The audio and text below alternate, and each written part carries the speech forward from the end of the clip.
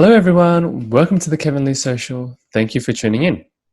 What initially began as an 8-part series interviewing entrepreneurs to share and inspire how they've successfully pivoted during COVID-19, I have decided not only to continue this series, but also to expand on the scope to understand and learn about people's craft, philosophy, the challenges they face in the industry, and their favorite failures that have helped shape them to become who they are today.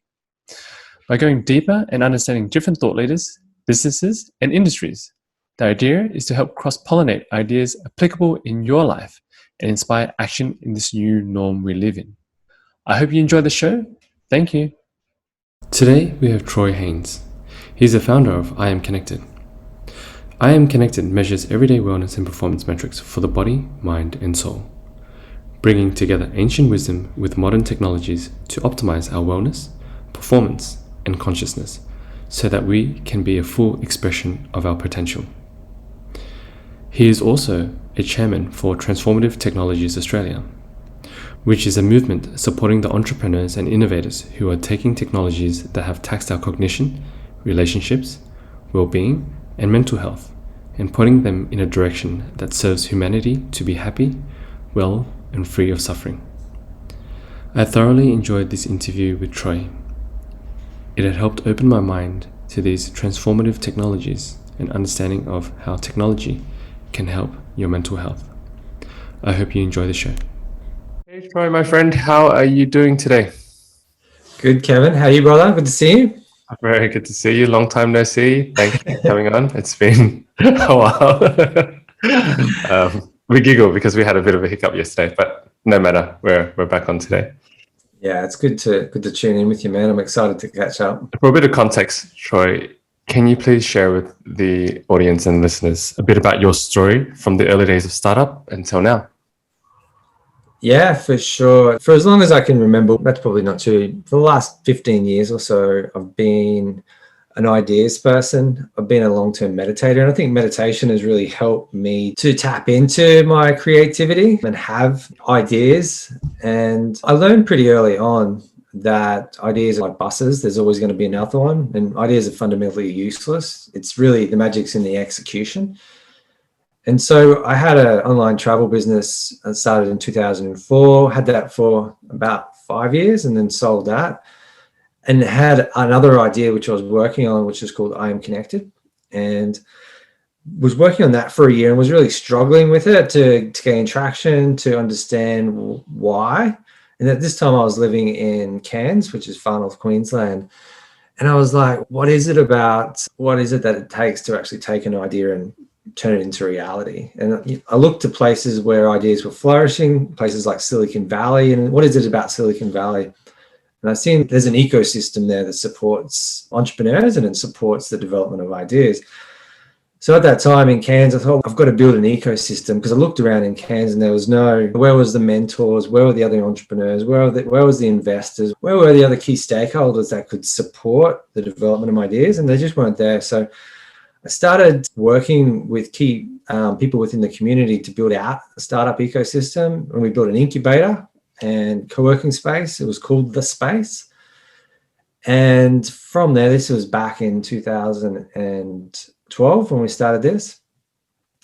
And subsequently, we just then put a flag in the ground saying, hey, this is a place where you can do and build startup. And fundamentally, it was for me to help more effectively build in that infrastructure around me to help commercialize I Am Connected. But subsequently, we started then working with other key stakeholders throughout Queensland and throughout Australia to help build into the broader ecosystem. So it was at that time I actually paused I Am Connected and just went full on into ecosystem development, community building, and just really supporting the entrepreneurial ecosystem in Queensland and in Australia. And it sort of flowed on from there. On your Troy, for building that network on the fringes of Australia, where there is also talent and ideas floating around. It's great that you've got such a community there, and I've seen it make waves. Thanks, man. Yeah, it's one of the gifts is to be able to live in regions like far north Queensland in Cairns. As much as we like to pretend it doesn't limit our ability to like living in these beautiful locations, there isn't the infrastructure. So if we can build that this soft infrastructure and some hard infrastructure in these regions, but then connect it to the larger, capital cities and so forth. And it makes it easier to be able to live. And we're seeing this now, like with COVID, and more people seem to be leaving the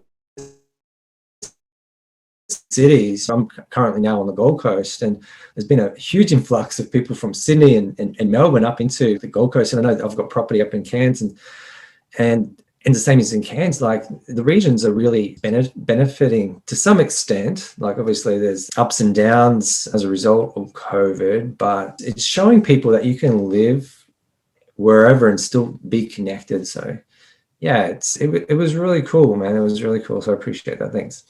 Yeah, I think it's absolutely right on with COVID, the effects of that, and everyone, the people that are able to work remotely, they're just going to places like Byron where it's so beautiful to live. They can stay there and work from there. At one point, a bit of a joke, so many people from Bondi moved to Byron, they call it Byrondi up there. Yeah, it's bittersweet for people like us that are in region here, because all of a sudden the roads are full. It's hard to get rental properties. Property prices have just jumped dramatically. Yeah, like welcome, but at the same time, it's like, oh my goodness, it's harder. It's harder. Catch-22 there, yeah. I agree. Yeah, totally, man. Totally. Thank you for introducing the space and your quick introduction to I Am Connected. Can you please share with us more about I Am Connected and what it's about? Yeah, like I mentioned earlier, like meditation has been a big part of my life. And for me, like I'm a highly sensitive person. And for all my highly sensitive people out there that know that they are, like, I really want to encourage you to embrace that, because it's actually a power and not a weakness. Like essentially it means that we can draw in a lot of information. We're streaming a lot of information, which can be overwhelming.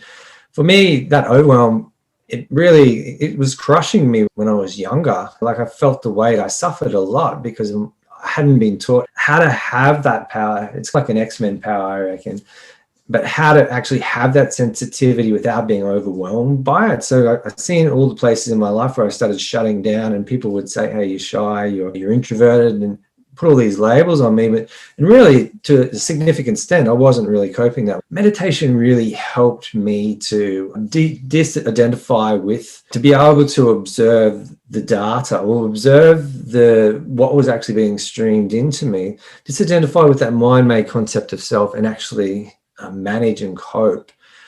And from that, ideas and so forth would bubble up. So I Am Connected really became this, like a movement.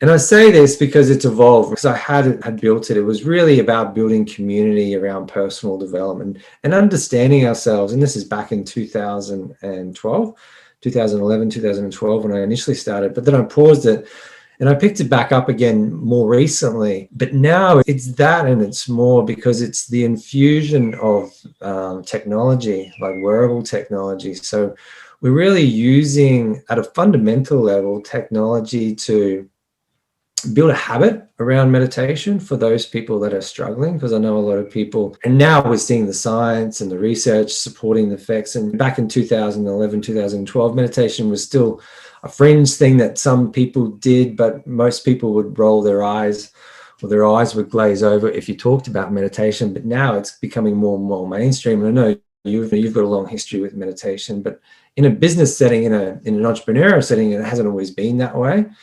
And so now we're really using technology to help teach people meditation and build habit around meditation.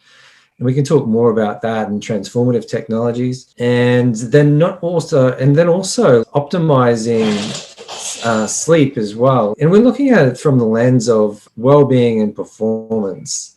And it's not just for like highly sensitive people. I guess that's what brought me into this. This is really just for anybody that's looking at greater well-being and greater performance. And we're looking at key well-being and performance indicators, metrics. And so sleep is a key part of it, and all the different aspects of sleep. Meditation, being able to regulate our waking state, getting ourselves out of that stress state and down into more flow states. And then also recovery, we're tracking our recovery, how well our body's actually recovered day in, day out. So we can do this all with technology, so we can get objective metrics around meditation, around sleep, and around recovery. And so that we can support people to build habits, positive habits around accessing greater levels of well-being and performance based on these key metrics that we're able to capture objective data and match that against subjective data, so that day in, day out, we can just work towards measuring and optimizing our well-being and performance. And so we're building community around that as well, because that's my background as well. Thank you for sharing in detail, Troy. I can attest to the community that you've built. I had participated in one of Troy's studies and was brought to his community. It's a very strong learning curve for a lot of people, because he introduces you to a new way of looking at meditation, with introducing technologies, to creating a journal almost to record how you're feeling during the day, before and afterwards, tracking your meditation times, your sleep, your recovery. And it's also intuitive as well. So not just what the data and the metrics show you, but also subjectively how you perceive it. And thank you for allowing me to be part of that study. And it'd be amazing if you could share maybe even some of the findings, or some of your thoughts on that study that we did. Yeah, for sure. So underlying all that, and man, it was so awesome to have you as part of that. And it's interesting to see like how your years of experience in meditation, you can see that in your meditation data, and you are definitely one of the standout meditators. I'm excited to continue to, learn from you and have you involved in the community. So thank you, man. Thank you, Troy. Appreciate it. Thanks.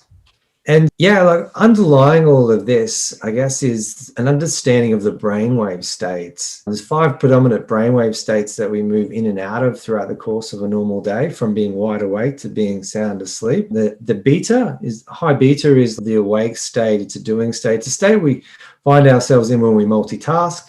But when we're multitasking, often our attention gets fractionated. When our attention gets fractionated, we tend to find ourselves more predisposed to stress, anxiety, overwhelm.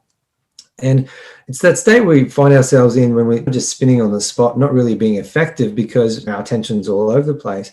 And modern living is forcing us more and more into this state. And then from there, we go down into alpha, which is more of a flow-like state, theta, and delta. And going down into a sleep cycle, like delta is your deep dreamless sleep. And then your REM sort of sleep is happening around like really low beta, alpha. And so learning around these is really powerful. And then the same for the waking state. We go through the same, like typically we can get stuck in that high beta state, but then we can go through meditation, we can learn how to consciously bring ourselves out of that sense of stress, anxiety, overwhelm. And this is why meditation is so powerful. And breath work, and there's different interventions that we can use to bring ourselves down into alpha and theta. Alpha is like where flow happens. That's where the state where you're in, where you get high quality of work, high output, you're focused on a single task. And then into more theta and delta, where you have a greater sense of connection to your intuition, your sense of knowing. It's less about that mind, that noise in your head, that constant stream of thinking. That kind of becomes background or switches off the more you're able to bring your attention down into alpha and theta. So part of the program is teaching around this as well. And we run a trial. It'd be great to talk about transformative tech and that, and I'm sure we will as part of this conversation, because we'll talk about minimal viable data and some of the startup techniques that we use to launch businesses. But we ran a pilot program, and that was to see the benefits of meditation on sleep and sleep on meditation. And we've seen it like a 400% increase in the number of meditation that was logged. So the actual active use on meditation. So that was a really significant finding, is like just by being part of a community and tracking meditation, it helps to build that consistency within a practice. And to be quite honest, we're still working through the data to see the impacts of that on sleep. The thing is with sleep, it's so multifaceted. And what we did identify is a lot of the challenges with sleep tend to be upstream. And what I mean by that, they're lifestyle factors. If you're working shift work, then it's going to have detrimental impacts on the quality of the sleep that you're getting.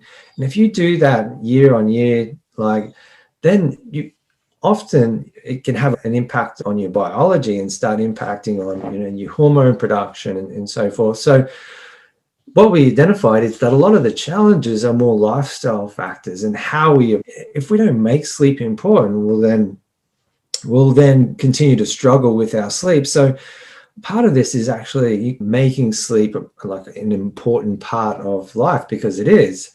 And we can do like basic sleep hygiene and so forth. And a lot of these things that we did really helped to indicate where there were deeper challenges within individuals and their approach to sleep.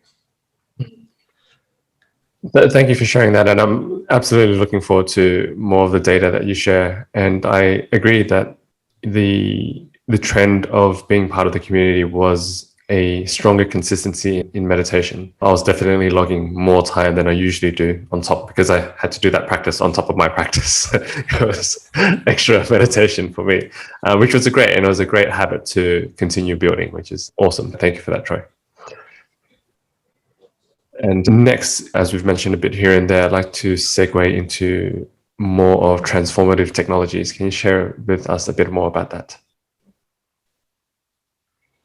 Yeah, for sure. So as part of having the incubator and working in the startup space and building ecosystems and supporting other regions around Queensland and Australia to build out their ecosystems, it was about 3 years ago, I was introduced to, actually I read Stealing Fire. I'm not sure if you read it, Stephen Kotler and Jamie Wheal's book. One of my favorite books. It's seriously, I could not put it down. Yeah, it's very cool. And for anybody watching this or listening to this, check it out if you haven't. It really inspired me because it really was a culmination of a lot of the thinking that I had at the time. And so I reached out to Mikey Siegel and I reached out to, I think, Jamie Wheal as well. But anyway, I got into conversation with Mikey Siegel. He connected me to Nicole Bradford. Mikey Siegel, Jeffrey Martin, Nicole Bradford, they started this movement probably about 2015, I think, 2014, called Transformative Technology. And it's applying technology to our humanness, to our evolution. And because as a meditator and as like an entrepreneur constantly striving for performance day in, day out, I find myself sitting in front of a computer and it's easy to get frazzled. It's easy to get lost in the digital world. And we've got these phones that are built with these addictive qualities that constantly stealing our attention. It's easy to feel that technology is causing more damage than good. And it was in conversation with Mikey Siegel. He's said that, well, meditation is actually an ancient technology, because I used to feel like I'd go and sit in meditation and reconnect to myself and still find that inner stillness and reconnect to my personal power. And that technology was this dysfunction almost. And these meditations and ancient technology, we actually build the technology, and the technology, we should be creating technology that actually helps us to evolve, that helps us, our humanness, that helps us to be a better version of ourselves. And I'm like, he's right. And so he started this movement with Jeffrey and Nicole called Transformative Technologies, which is really that. It's about using technology to help elevate human consciousness, to help us to evolve, to create human-centered technologies. And so at a vision, like the purpose of that movement is that, to help elevate the consciousness of 1 billion people by 2030. How are they going to do that? By supporting entrepreneurs and innovators to build technologies that help move people across this well-being spectrum, from mental health, which is where a lot of people are struggling at the moment, into well-being, but then from well-being into performance, and then into potential, like realizing our ultimate potential. Like, what can we become? And so that really excited me. For me, it was the coming together of my two worlds, the startup space and the personal development, meditation, consciousness space. And so They were looking for someone to support their efforts in Australia to help connect Australian-based transformative technology entrepreneurs into their global ecosystem. And so for the last couple of years, I've been doing that, and I've been working with different levels of government, Australian government, Queensland government, through different grants. I was fortunate enough to get a grant to go over and spend a month in the Transformative Technology Lab over in Redwood City, hanging out with Jeffrey Martin, Nicole Bradford, and some of the Transformative Technology crew.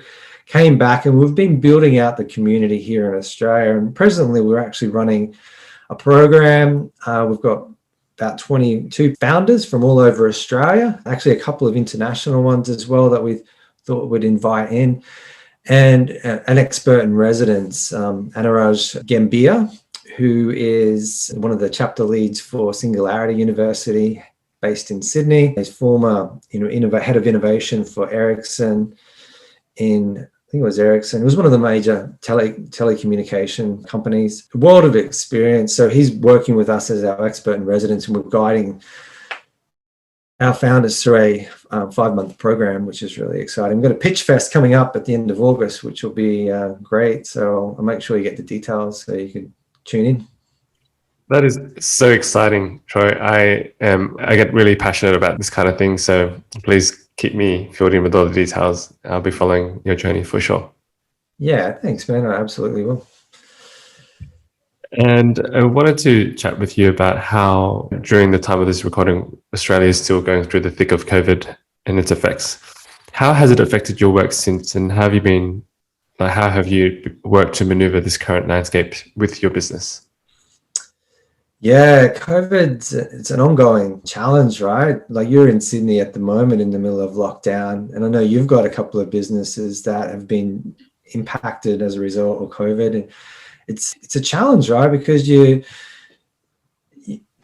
business, to a large extent, it's about confidence, and when it's hard to be confident when you don't know if you're open or you're closed. And so it does shift in thinking. Like, for me, I've had some wins as a result of COVID. There's definitely opportunities come from adversity. It's just the reality. And as an entrepreneur, we're problem solvers, so it's about like solving problems. But I've been negatively impacted as well. I've had the incubator that I had from 2012. I actually closed it last year. It was at the end of last year. Yeah, we had to make the decision to close it. COVID, it was challenging. When we first started, we were the only co-working space incubator in Far North Queensland. But then I'd since moved to the Gold Coast. There's now a number of different co-working spaces in Cairns. And COVID was tough, and I had to make the decision to close it. So we still run it virtually. We still run a virtual support service and particularly focused around transformative technologies now. But so that hurt. But at the same time, the work that we're doing with transformative technologies and supporting founders and supporting this movement and encouraging smart minds, encouraging people to, let's not just build another pizza delivery app or just build stuff like technology for technology's sake. Let's build something that's really going to help humanity to evolve. And so encouraging great minds. And from that perspective, COVID's been beneficial because there's been a greater emphasis on mental health and supporting people to work in isolation.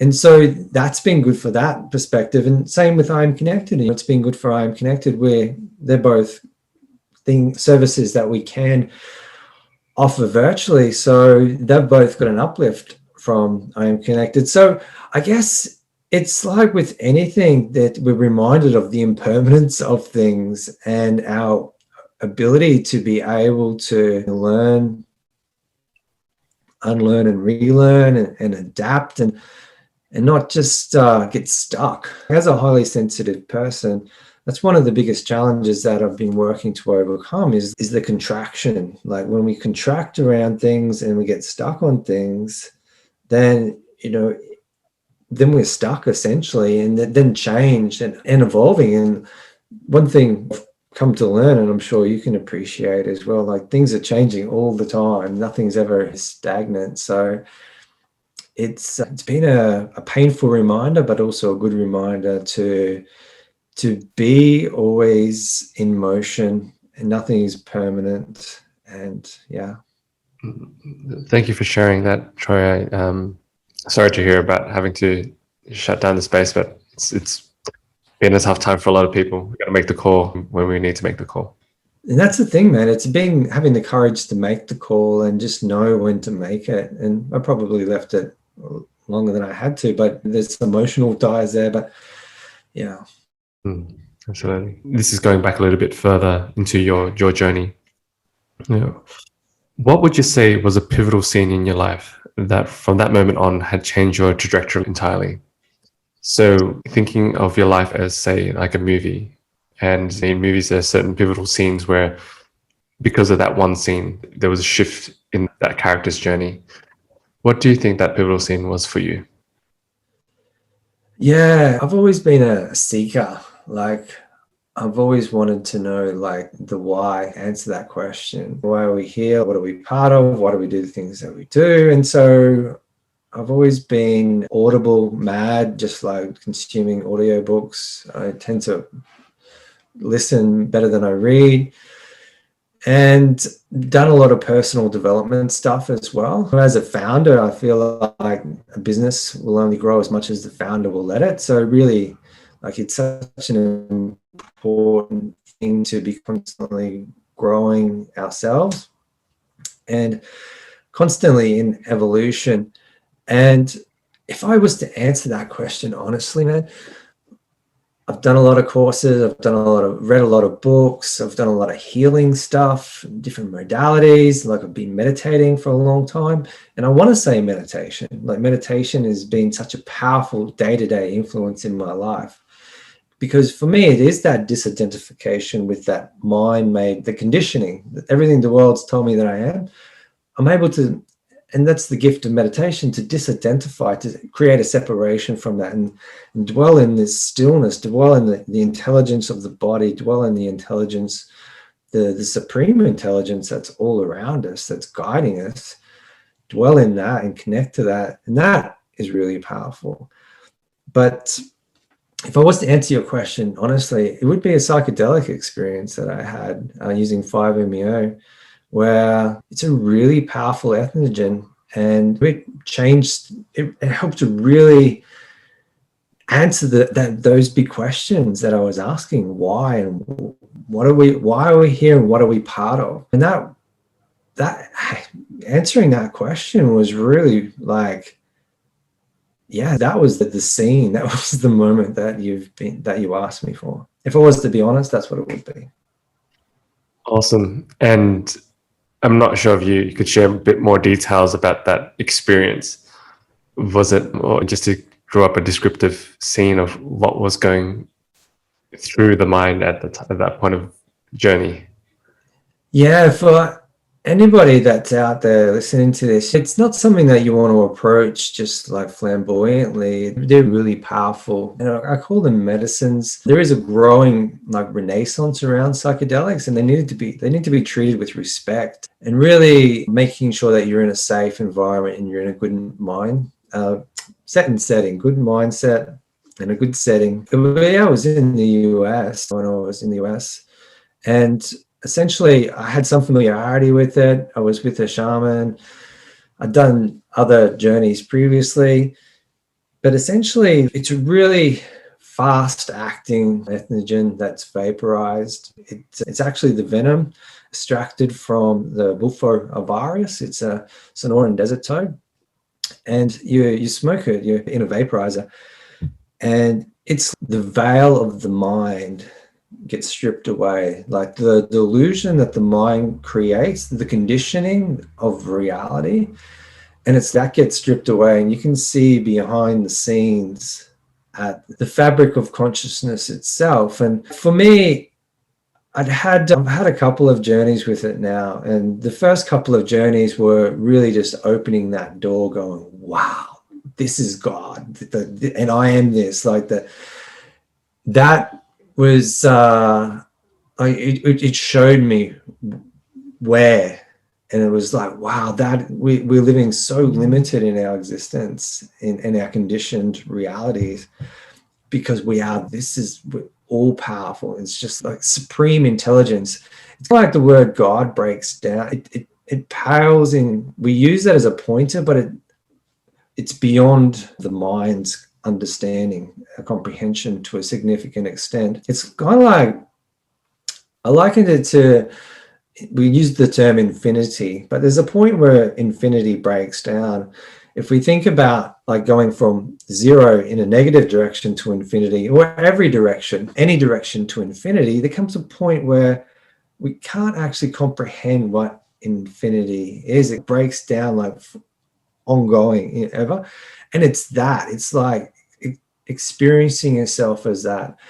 And so for me, it took a few journeys, but I'd come out of the earlier ones going, wow, wow, wow, but there's more. But then there was this one particular journey where I felt like I got to the end of the end game, like, and I got to experience myself, experience the self, the unified self, like the totality, the end game. And it was incredible. But then it's like coming back and then knowing we are that. Like, then you come back here into the day-to-day reality of having to get up and go to the gym and have breakfast and go to work and do all that. And what's the point? And for me, the awareness was that the point is to bring that back into this and to see that, which we are, that supreme intelligence in everything. And you just look at nature and you like the manifestation of it everywhere. Everything's so, the science and the beauty in nature is just like expressing itself in every different way imaginable. It's just, yeah, incredible. So for me, it's like seeing that and applying that. And there's a lot of work for me to do, but how do I apply that and see that in all that I do and all that I create, and how do I help inspire that in others? It's kind of like was like the unity experience. It's what That's such an incredible story. Thank you for all the details. It sounded like a beautiful and lovely experience and life-changing, obviously, that you've been able to bring it back and try to incorporate it into your day-to-day life. Yeah, it certainly was, man. I'm going to switch gears a little bit and jump topics. I know that you're into the whole lucid dreaming space at the moment, and you've been chatting with experts and learning from them. Can you share a little bit about your journey there so far? Yeah, I'm a bit of a noob, man. I'm very early with my lucid dreaming. Where I'm at is dream journaling. So each morning, writing down my dreams and working on building that muscle for dream recall. And so there are some really good mentors out there that I'm working with. And I know you've got experience in lucid dreaming, because when I talked about earlier, like we move through the different brainwave states. In the sleeping state, we hit up this unconscious barrier. When we go into the deep dreamless sleep, the delta, we actually go unconscious. And there's different mystics and Sufis that suggest our consciousness actually crosses over the border back into source when we go into that delta brain frequency. But there's no way to actually measure that with technology at the moment. But the theory is that lucid dreaming, and we had a bit of a talk offline about this, the theory is that lucid dreaming is a means to be able to cross over into source, cross over unconsciousness into a whole other realms. And so that's really exciting for me. Like when you look at the waking state, psychedelics is a really powerful tool to help cross over that barrier. In the sleeping state, lucid dreaming. So I've been working on building my lucid dreaming muscle. There's different supplements that you can take, and I've not been consistent enough to really get the benefits of it, because you really, like I said about sleep earlier, you really need to commit to this as building this muscle. And so that's where I'm at, is still working on committing to this. I've had glimpses of lucid dreaming. There's different techniques. I did a recent interview with Robert Wagner, who's one of the key thought leaders in this space. He's written a number of really great books on the topic of lucid. I recommend checking him out. But the simple thing is just checking throughout the day, doing reality checks, that you then build a habit that you can then take into your dream, like looking at your hands going, in my dream, I'll become aware that I'm dreaming and I'll see my hands, and just doing that periodically throughout the day, and then reinforcing that when just before you go into sleep. So saying that again, like in my dream tonight, I'll see my hands and I'll realize that I'm dreaming. And so using that, creating that anchor to then, and I've done that. And the thing is, I got so excited, wow, it worked. And then I brought myself out of the lucid dream and woke up. So it's a muscle. I'd love to hear like your experience with it, because I know you've successfully done some incredible things on lucid dreaming. So I'd love to, what tips do you have, man? Lucid dreaming, I started off with exactly the same. I started the dream journal. I began with recording dream night by night. And that was probably one of the hardest bits, because you don't really, first of all, you don't even remember at the beginning when you first start, you don't even remember any of your dreams. And then as you slowly build this muscle, you start to recall multiple dreams. And then it's the building that muscle to recall and write down, and that consistency and that discipline to do it as well. That was definitely one of the first steps, along with that helped me realize when I was in dreams, was collating a list of dream signs, things that I see in the dream that I realize that I will only see in my dream state. It could be like a 3-headed dog or whatever it may be, but it's those signs that I continue to record down. And it's one of those things where before I go to sleep, I'll also say to myself, for example, it might be, if I see one of these dream signs, I will know that I'm in a dream, because I often pick up a lot of my dreams. There are certain recurring themes that come along. And so, for example, one of the old houses I used to live in, one of the first houses that I remember that I moved out of a long time ago now, a lot of my dreams are set in that space for some reason. And so whenever I'm there, that's a dream sign, and that I know that I'm in a dream. There's no doubt, because there's no other way I would actually ever go back there. So that's something that I found very helpful to help me get into a more lucid state. But it's definitely a discipline and a commitment that you need to put through. It's not something that, oh, maybe I'll get into a lucid state tonight. Maybe you've got to really want to get into it and set the intention before going to bed, put in all the pre-work and practice. And so that's some of the basic steps that I've really had to commit to in order to get to that lucid dreaming state. In terms of some of my experiences, one of the most beautiful experiences, which I shared with you a bit offline, was meditating in a lucid dream, which was profound for me. I haven't been on any particular psychedelic journeys or anything myself, but this is something I think maybe it would be as close as to it if it were to ever happen. And I was in a lucid space, and I decided I was going to meditate. And I had appeared on top of this mountain. And it was this beautiful mountain on top, and you could see the valleys and the peaks.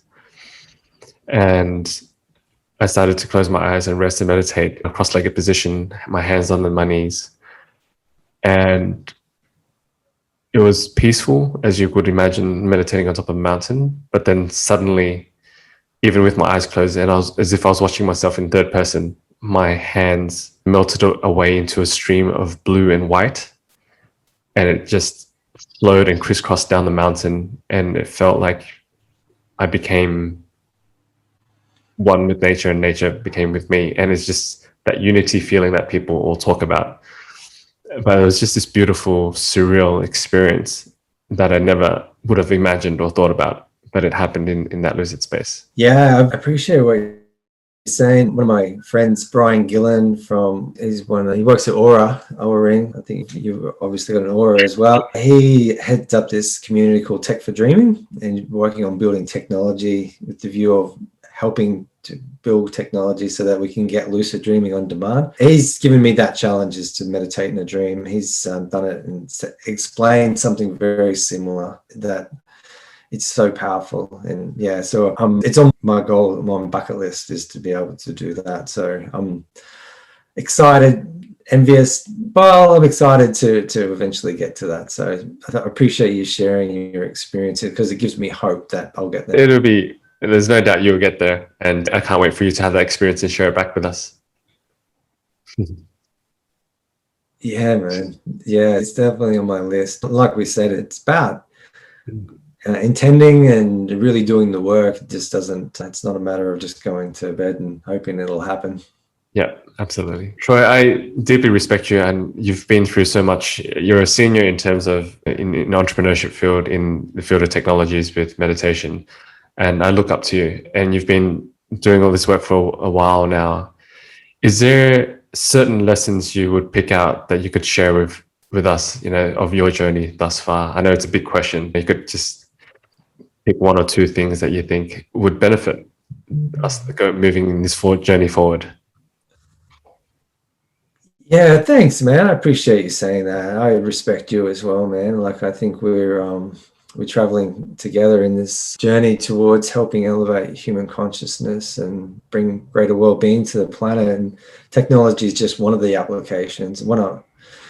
There's plenty others. Meditation's a great tool. So I feel like I touched on it earlier. Like it's a different way to live when you get to wake up and do what you're born to do. So I want to encourage people to, like, meditation is really the tool that helped me tune into myself more than anything. And then tune into that intuition, that instinct, that sense of, oh, this is who I am. Because we get told a lot about what expectations, about a lot about what we should be doing and so forth as we grow. But when you actually find that thing for you, then you get to wake up and do what you're born to do. And that's a different way to live as opposed to have to wake up and go to a job. And so I want to encourage people to reach for that. But in that, it's a constant journey of self-development and discovery, because like I mentioned before, your venture will only grow as much as you let it. And so constantly growing and evolving and working on self, and it's a fine line that we walk as founders, because we want to be confident, but at the same time, we need to be able to let in information. We need to be able to grow. So by surrounding yourself with good mentors and coaches, and you get that from an ecosystem, is invaluable, because we develop this cognitive bias and we think we know, and that's important, right, for confidence. So that's why having coaches and mentors that you can trust, where you can be vulnerable with and bounce ideas off and learn from, is invaluable as well. So I guess there's three things there. That's doing what you can to find what it is that you love. For me, meditation was a really powerful tool that helped me to get to that. And then having the courage then to follow that intuition. And that's a challenge in itself. Like for me, I found myself in a life, I created this life based on what I was expected to do in a relationship, in a job, in a life essentially, that I then had to unpick, because I was there and I needed to be over here to honor myself, my purpose. And so that's a journey, but having the courage to do that, and then continuing to work on yourself, but then surrounding by yourself with other, like coaches, mentors, people that you admire, that you can learn from and be vulnerable with, so that, because we're all in this together, ideally spiraling up. So there's three things, man.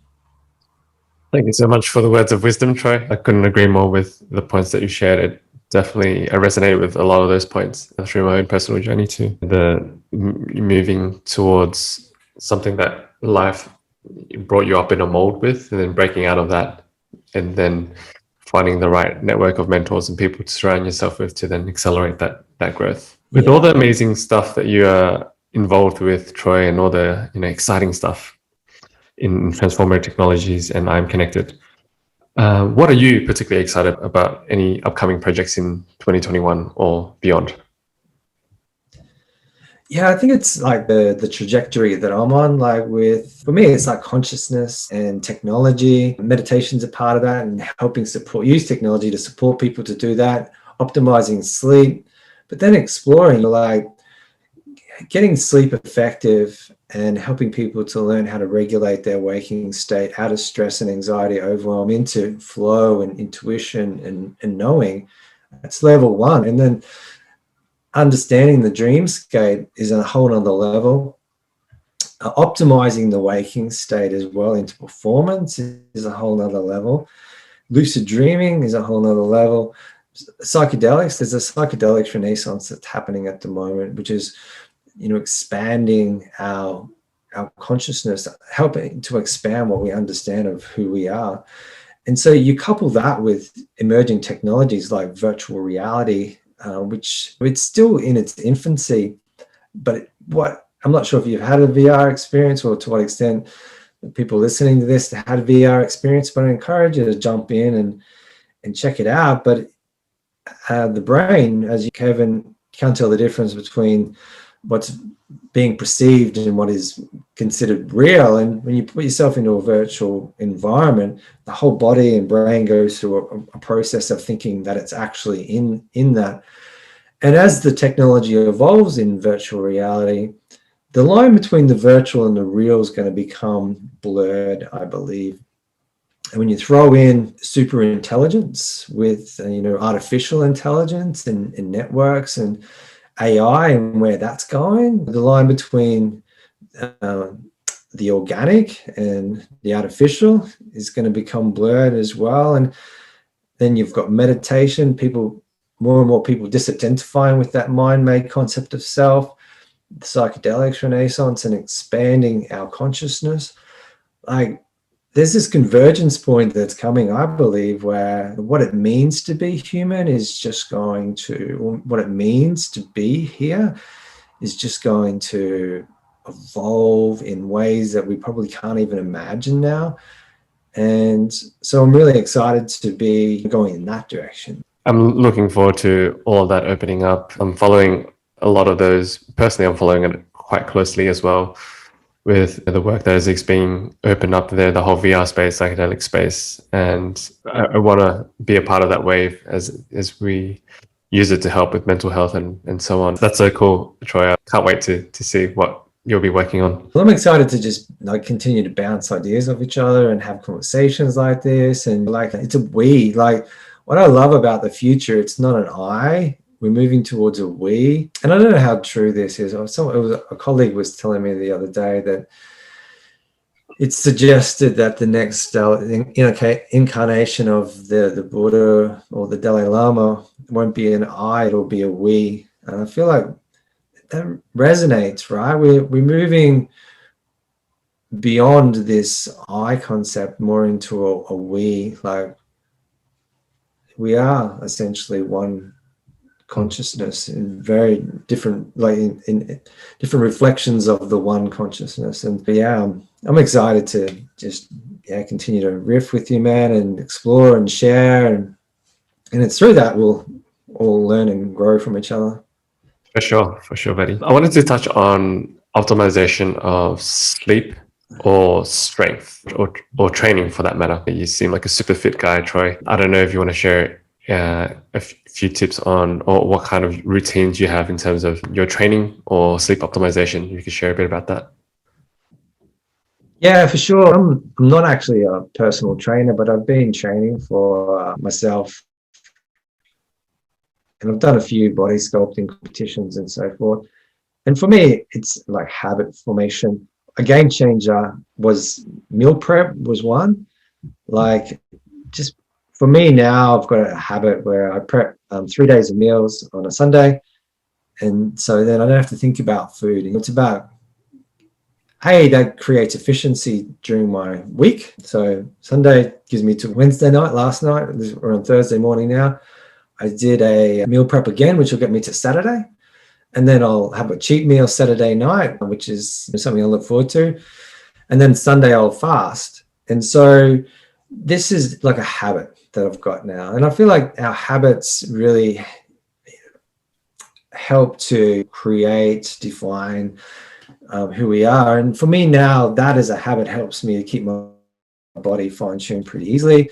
I train 5 days a week typically. I use functional training, and that's relatively new. I used to use traditional static weights and push weights, but now I've moved more to functional training, which I find activates a lot more of the micro muscles, core strength, and really just helps me feel better in my body, gives me more flexibility. So that's really powerful. And then making sure I get effective sleep. I guess I'm a good sleeper in that I've built a habit. There's definitely been times in my life where sleep's been a challenge, but I meditate every day as well for between half an hour and an hour, depending on my day. And I feel like that really helps with sleep as well, because it enables me, because at a high level, some of the dysfunction I see in sleep is people unable to switch off the noise, the mind, and disidentify with that. So they'll lay there awake, unable to get to sleep, or wake up in the middle of the night when the mind kicks in, and then there's some anxiety and it's racing and it's unresolved emotion from the day. And so you can teach that, how to actually process that. And so that eliminates that. The meditation is a really powerful tool for that in effective sleep. Then there's like more hormone imbalance that can be caused from being in a negative pattern of, not managing stress throughout the day, not managing workload throughout the day, then having to take, your work home and then working late into the night, and not sleeping well, and then waking up tired, and then using stimulants, and then not being effective during the day because we're distracted and interrupted. And then it creates this really negative cycle around sleep and waking. And then that long term can have a negative impact on our circadian rhythm and our hormone production. So there's different interventions that we can use to do that. And sometimes, like I talked about before, and this is where I Am Connected comes in, and we just need to start measuring, and then we can start putting in different interventions to help bring it back into an equilibrium. And then from there, we can start optimizing and help people build. And like I said earlier, it's upstream, build effective habits, lifestyle habits, so that, because the body is constantly trying to get us back into equilibrium, the mind and its conditioning doesn't always agree with that. It's kind of, they can be in conflict. And so it's a matter of working towards resolving that internal conflict and helping to put us back into a flow. And it's not always seamless. Like we talked about earlier, we had a bit of a hiccup yesterday, but that's part of experimentation, learning. Yeah. Thanks for the recommendations, Troy, and sharing with us your routine. And there's a lot of gold there for people to look into, building a baseline. You've got to build that baseline before you can optimize it, which is really important. A lot of people just try doing this and that, but you can't really measure what's actually happening if you don't actually take down what's going on. Yeah, you don't know what's working and what's not working unless you're measuring. Yeah. Troy, do you have a favorite reading material that you're ingesting at the moment that you could share? It might be a book that you've recently read, or something that a past favorite of yours, or it could be an article, or it could be a podcast, whatever shape or form of that media may be. Wow, that's a big question. And I hadn't thought about that until this moment. Junkie, what I found with Audible, if I put it on 1.9, the speed of listening speed, I can listen comfortably and not miss anything. I found that 2 is too fast, 1.9 is my sweet spot.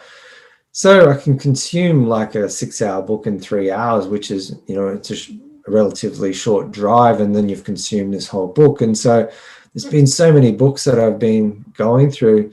Some of my recent favorites, Immortality Key was really cool by, I think it's Brian. I can't recall his last name. That was really, sorry? All right, well, I'll look it up and put it in the show notes. Yeah, that was really cool. And I love Yuval Noah Harari stuff, Sapiens, Homo Deus, 21 Lessons for the 21st Century, because it's like brief history of time, a brief history of tomorrow. And he's a really sharp character. And then I loved, in a fiction sense, Nexus, Apex, and Crux. They're a series on transhumanism, which is, Yuval Noah Harari touches on this in his book Homo Deus and in Sapiens, how essentially will die out and be replaced by Homo, where we actually integrate with technology, which is a really scary concept to think about for some. But for me, I see there's two paths moving forward: the gray path where we integrate with technology, and then there's the pink path where we optimize our human as it is. And this is part of the duality of the world that we live in. But we see Homo Deus, like the gray path, playing out with Elon Musk creating his neural link. And there's so many ways that we augment our body already: hearing aids and pacemakers and implants and all sorts of things. And I think it's just beginning. And the other great book was Max Tegmark's Life 3.0. And he breaks down into, it's been a while since I read it, but it was like life at 1.0 was like single-celled organisms. They couldn't augment their software or their hardware. Then there was life 2.0 where they could augment or change their software but not their hardware. And then we're moving to life 3.0 where we can augment and change our software. And we're at the moment, we're an example of life 2.0 and moving into life 3.0. But so we can change our internal, like our programming, our mind, our brain. Brain's got neuroplasticity. So we can change our software. Bacteria is an example of a life 1.0.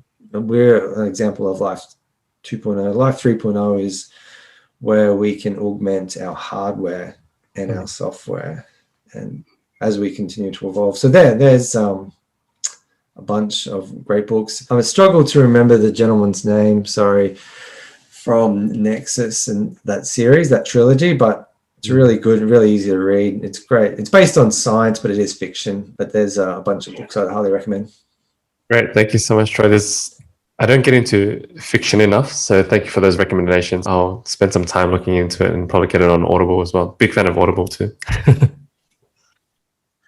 Yeah, 1.9 is a good speed, man. I guess we all got our baselines, but I feel like that's a good speed to actually move through them pretty quick. Yeah, for sure. Moving towards the tail end of our interview, to one of my favorite questions.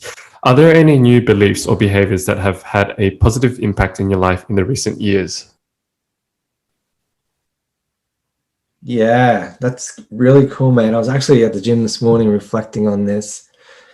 And that is, I think the big one is that I'm not my thoughts. Like, it's easy to contract around the thoughts and then ruminate on them and get into mind loops around them. But meditation has shown me that I have space from them and you can just hold them lightly and let them go.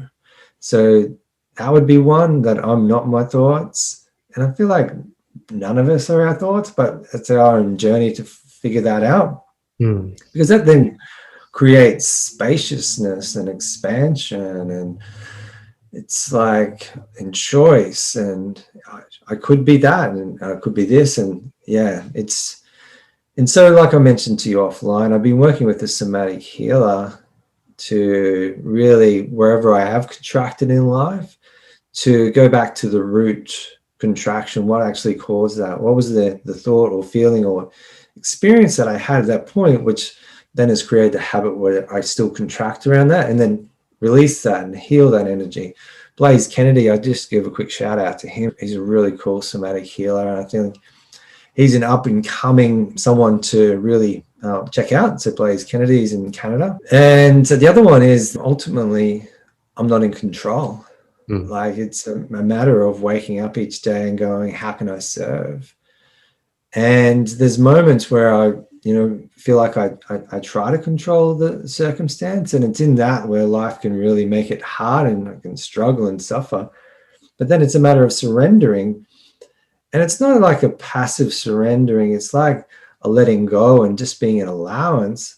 But in that, it's an opportunity to reflect from that spaciousness around, all right, what do I need to change, or how do I need to look at things differently?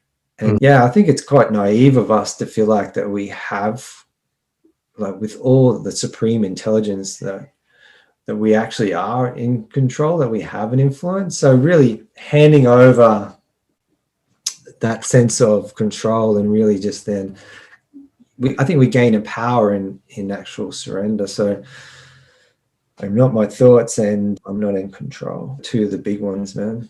Very wise and powerful lines. A lot to ruminate on that for those two. They sound quite simple as you mention it, but there's a lot more to it in grasping it and understanding and applying it in your own life. Yeah. And that's where tools like meditation can help, and working with healers and psychedelics in a safe environment. And Second last question. If you could only send one single line of SMS text to yourself 5 years ago, what would it be? It would be keep going, because there's definitely some days where you're not winning. You don't feel like you're winning, and you just wonder if you ever will. And so it would be that. It would be just keep going. Yeah. Tenacity is a beautiful quality. Not ignorance in tenacity, but tenacity to the ability to just pick yourself up if you've had a bad day, reflect, and keep going. Yeah. Finally, Troy, how could people reach out or learn more about you? Yeah, awesome, man. Anyone wants to connect around any of what is interested in anything we discussed, my best email is troy@imconnected.com. Mention this podcast just to help create some context. That would be awesome. And then my website is imconnected.com. That's where you can find out a little bit more information. It's constantly evolving as well. But yeah, that's the best way to get hold of me, man. Awesome, brother. Thank you so much for your valuable time and information and wisdom that you share with us. It has been amazing. I've learned so much, and I am always learning from you, brother. I am sure the others will continue to explore what you've said and ruminate on deeper thoughts. So thank you for that. Thanks, dude. And I look forward to getting some meditations set up with you guiding my community. Because you blow me away, man, with your meditations, your meditation practice. So I look forward to having you do some more guided meditations for us. Thank you, brother. We'll chat soon more about it. Take care. Awesome. Thanks, man. Thanks for tuning in, everyone. I hope you enjoyed the show. All the links to the show notes will be available at kevinleesocial.com, spelled KEVINLY. Conversely, if you have any interviews that you'd love to recommend, please send it over to kevinleesocial@gmail.com. I'd love to connect. Thank you. Until the next episode.